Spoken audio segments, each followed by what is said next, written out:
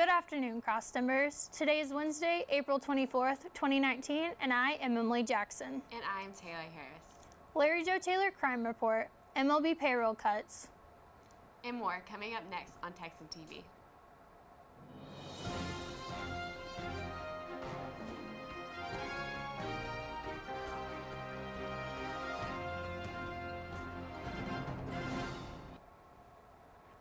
In campus news, as Sexual Assault Awareness Month comes to a close, Tarleton State University ends this month's awareness activities with Denim Day. Denim Day is on April 24th and is an international protest against misconceptions about violence. In honor of Denim Day, wear jeans with a purpose, support survivors, and educate everyone about all forms of sexual violence. I wear denim to support those who've been affected by sexual assault. I wear denim to support sexual assault awareness. I wear denim to support sexual assault awareness. In local news, the 31st annual Larry Joe Taylor Festival began on April 22nd and will end on the 27th. The 6-day event is usually accompanied by numerous alcohol-related arrests. So far, there has been no LJT-related arrests this year. We will keep you updated with more news surrounding the festival in the following days. And now, today's Texas, national, and international news from the Associated Press. In state news, John William King was put on death row and has been set to be executed this evening on April 24th, 2019. King committed one of the most gruesome hate crimes in U.S. history. The avowed racist chained Bird to the back of a truck and dragged his body nearly 3 miles along a secluded road in the piney woods outside of Jasper, Texas. The 49-year-old Bird was alive for at least 2 miles of the early morning of June 7, 1998. King will be the second man executed in the case. Lawrence Russell Brewer was executed in 2011, and the third participant, Sean Allen Betty, was sentenced to life in prison. In national news, California seeks to compromise on rules for shooting by police. In Sacramento, California, lawmakers are working to find common ground between law enforcement groups and reform groups intent on adopting new standard to limit fatal shootings by police. A police-backed measure requiring increased training and with a competing proposal allowing police to kill civilians only if they have exhausted non-lethal efforts to resolve or de-escalate the situation.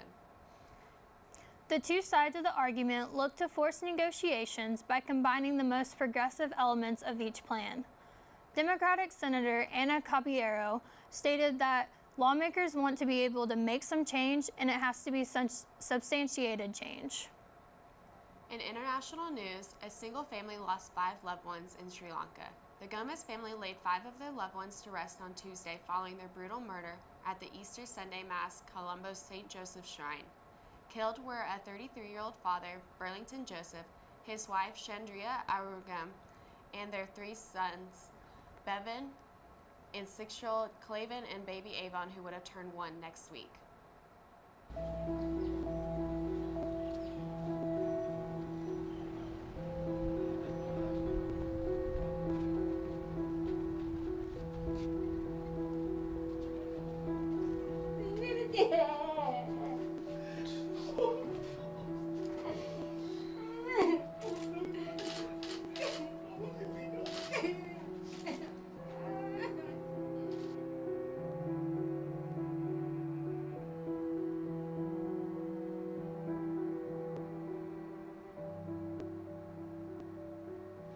I am a father of his elder son and nephew, 5 children, all are boys. I can't bear this on my head. I can't bear. That person must be killed. No forgive.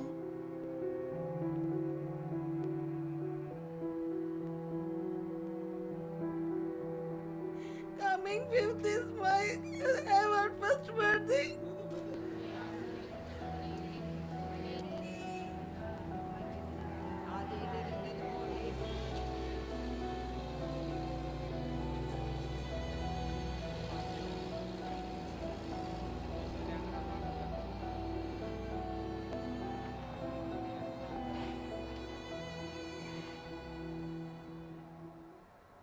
family was a part of the 320 victims killed in the bomb blast that struck a half a dozen churches and hotels. The Sri Lankan government blames the attack on National Tawhid Jamar, a local Islamic extremist group. On Tuesday, the Islamic State group also claimed responsibility. However, the group has made unsubstantiated claims in the past and has provided no proof for their most recent claims. For more of today's national and international news, we turn to the AP News Minute. This is AP News Minute. Sri Lanka's president has asked for the resignations of the Defence Secretary and the National Police Chief after security forces failed to act on warnings before Easter's suicide bombings that killed over 350 people. The Islamic State group has claimed responsibility for Sunday's attack, which struck churches and hotels in the island nation. North Korean leader Kim Jong-un has arrived in Russia's Vladivostok for talks with Russian President Vladimir Putin. Kim's Russia trip comes about 2 months after his second summit with US President Donald Trump failed. Former Vice President Joe Biden will launch his 2020 presidential campaign on Thursday, according to a person familiar with his plans. Given his high profile in US politics, the 76-year-old Biden would enter the race as a frontrunner. And an Italian land artist has marked the 500th anniversary of the death of Leonardo da Vinci by creating an image of him in a Verona field.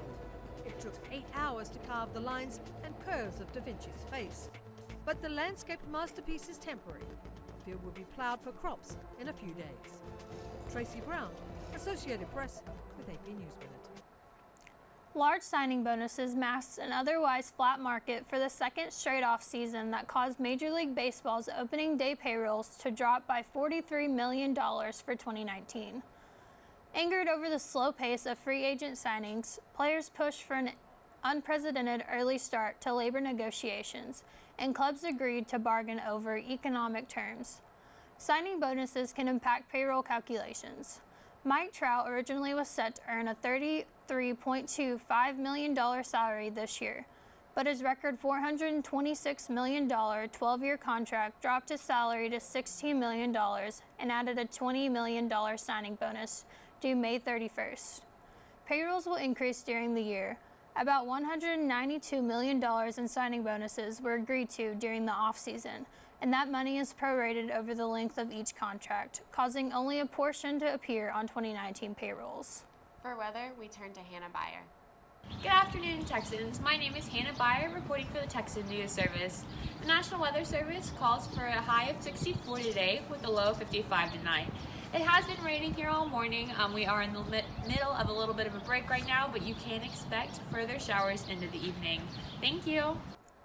This has been a production of Texan TV News, a product of the Texan News Service from the Tarleton State University campus in Stephenville, Texas. Watch us on Apogee Channel 2.1 in the dorms at 12:30 weekdays. If you live off campus, tune in on Northland Cable Channel 9. You can follow the Texan News Service on Facebook and Twitter, and check out our website at www.texannews.net for all of your latest local, state, national, and international news. Today's broadcast was produced by Hannah Beyer and Charlotte Harris. Have a wonderful day, Texans.